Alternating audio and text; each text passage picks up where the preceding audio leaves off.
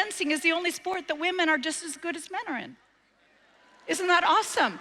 Okay, fencing. All right, so I wrote a book called Girls with Swords, and it's hilarious because most of the time you do radio interviews, people have never read your book. So basically you send them a list of questions and they ask you the questions, so you are basically talking to yourself on the radio. But one of these particular interviewers had actually read the book, and she was super excited, and she said, my son does fencing. I spend multiple days in the fencing studio, and she said the master instructor at his particular studio is a woman, and he had to work his way up to her level of instruction. And so he was like showing off, busting out all of his best moves, and then she watched him and she said, okay, now this is what I need you to do. She said, I need you to go home, and every time you pass a mirror, I need you to strike your on guard position. I need you to look in the mirror, and I need you to say on guard. And he goes, okay, now what else? He goes, nope. She said, nope, that's all you're gonna do.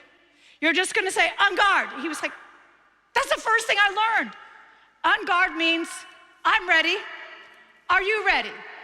So he was with his mom going, on guard. His sister, on guard. Looking in the mirror, on guard. This is so stupid. He comes back Monday. She said, show me your on guard. So he's like, on guard. She goes, you didn't take me serious. He said, you just seem like a waste of time. She said, that is because you have underestimated the power of knowing what your opponent sees when he looks at you. And you and I have forgotten what the enemy sees when he looks at us because we are too busy looking in Facebook. We are too busy listening to what people say about us in social media.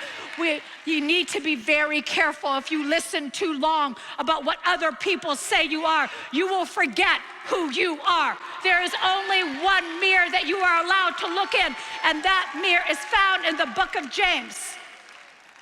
And that is verse 22 through 25. It says, be ye doers of the word and not hearers only, deceiving yourselves. For if anyone is a hearer of the word and not a doer, and it says he is like a man, but I'm gonna just say she is like a man, who looks intently at his natural face in a mirror, for he looks at himself and goes away and at once forgets what he was like. But the one who looks into the perfect law, the law of liberty, and perseveres, being no hearer forgets, but a doer who acts, he will be blessed in his doing. The difference is looks at and looks into. You know, I look at my watch. I'm like, oh, that's what time it is. I look at magazine covers. I'm actually very strategic at Target. I always pick the aisle that does not have the sodas, but it has all the magazine covers, so I can look at them.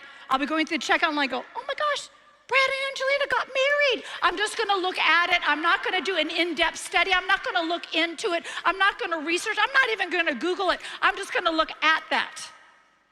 But I don't look at the Word of God. I look into the Word of God. It is my lens for everything. See, everything that we look at is temporal. Everything you see is temporal, but the Word of God is eternal. And we must be people who begin to look through the Word of God to understand where we are heading. I don't know what God is weaving in this conference, but I sense from what Joyce has said and what from everybody is saying is, this is all hands on deck.